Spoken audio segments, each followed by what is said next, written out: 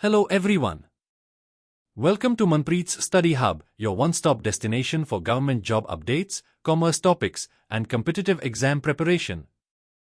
Today's topic is Introduction to Banking, an essential subject for exams like SSC, IBPS, and UPSC.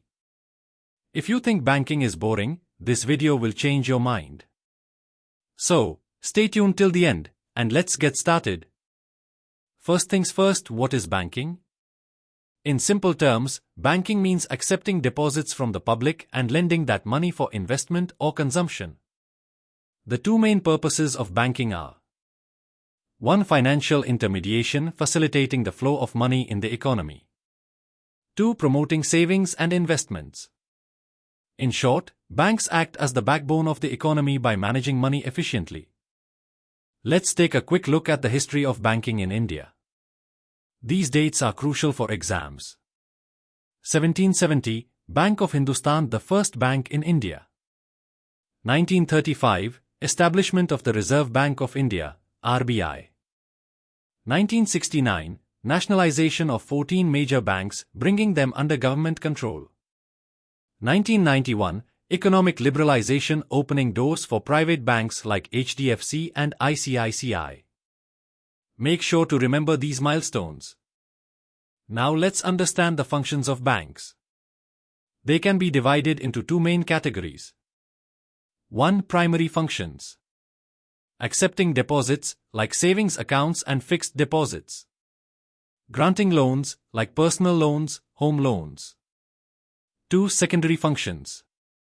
Agency functions such as fund transfers and bill payments. Utility services such as providing locker facilities. These functions are frequently asked in exam questions, so keep them in mind. In India, we have different types of banks, each serving a unique purpose. 1. Central Bank, Reserve Bank of India, the regulator of all banks. 2. Commercial banks, public sector banks like SBI and private sector banks like ICICI and HDFC. 3. Cooperative banks, state and regional banks that cater to local needs. 4. Development banks, NABARD and SIDBI, which focus on agriculture and industries. 5. Payments banks, digital banks like Airtel Payments Bank and Paytm Payments Bank. Here are some key banking terms you must know. 1. CRR, cash reserve ratio, the percentage of deposits banks must keep with the RBI. 2. SLR, statutory liquidity ratio, the amount banks must keep in the form of cash or gold. 3. Repo rate, the interest rate at which RBI lends money to banks. 4. NPA, non-performing assets, loans that are not repaid. 5. Financial inclusion, providing banking services to everyone, especially the underserved. Let's talk about the Reserve Bank of India's role. It acts as the regulator of all banks. It implements monetary policies to control inflation and liquidity. It issues currency. And most importantly, it ensures financial stability in the economy. Here are a few quick tips to help you ace this topic. 1. Understand key concepts like CRR, Repo Rate, and RBI functions. 2. Memorize important banking reforms and acts, such as the 1969 nationalization and 1991 liberalization.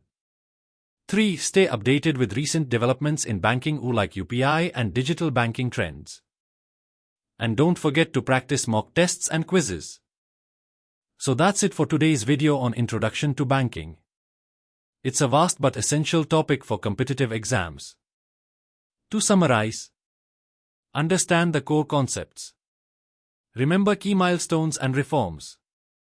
Stay updated with recent banking trends. If you found this video helpful, don't forget to like, share, and subscribe to MANPREET'S Study Hub.